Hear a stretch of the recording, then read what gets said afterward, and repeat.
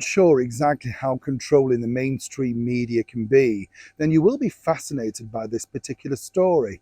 None more so if you do a deal, particularly that mainstream media company, you do a deal with someone that you wish to keep on board on side because you believe that this could become a ratings hit for you. As ever, let me explain.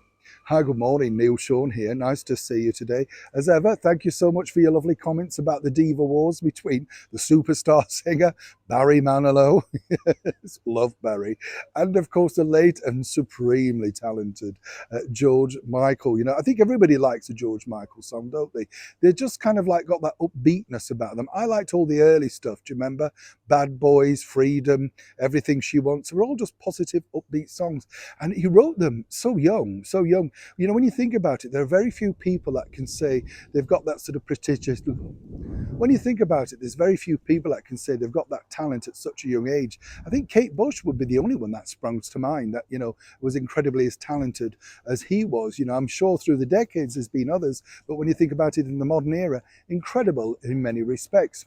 Interesting to note, though, as ever with these particular stories, as we often say here on the show, we tell you about how the mainstream media controls certain aspects. Now, when you look at CNN, right, which is, or was sort of a reputable news organization, recently they tried a streaming service, spent thousands, millions on it, binned it after 4 days, couldn't get it right. So not very bright, clearly, But when you look back, they, if you recall, after that big interview that Harry and Meghan gave to Oprah Winfrey, listed all the inconsistencies by their London-based royal reporter.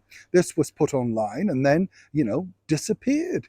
Absolutely. No mention of it again. Never re-screened. In fact, it's only that you have screen grabs that you can find elements of it. The internet stores everything. Am I right?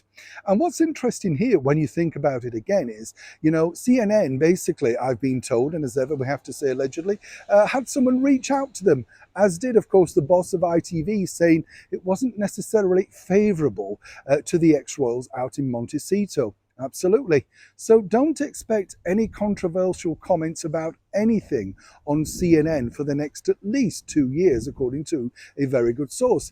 This is because, as we've told you now, Harry is going to be sitting down with one of their alleged stars of that channel, Anderson Cooper. Not known to many people outside the United States, possibly not that known in the United States. But, the bottom line is he is going to be the one that's going to be doing the big US interview, allegedly. And that basically means that they've locked down a channel to being very supportive, as I say, for at least the next 18 months, unless they do something incredibly bad or dubious. And that would also mean that, any forthcoming interviews could be tied up with them if this particular one with Anderson goes well. The reason why I wanted to highlight this to you is simply because people don't understand how the media works. If they're investing or giving thousands of pounds to secure this interview, then they, in return, that is the person who's agreed to do the interview, can be assured of being soft-soaped for a long time to come, because the bottom line is it wouldn't look good if the channel who they sat down with then attacked them. So whichever way you look at it, you're simply being played by one of the biggest media organizations in the world in their bid to secure that sit-down interview in the hope that you will watch and they can sell it on to vast amounts of money to other countries around the world. Now, do you get it? Neil Sean in the very heart of London.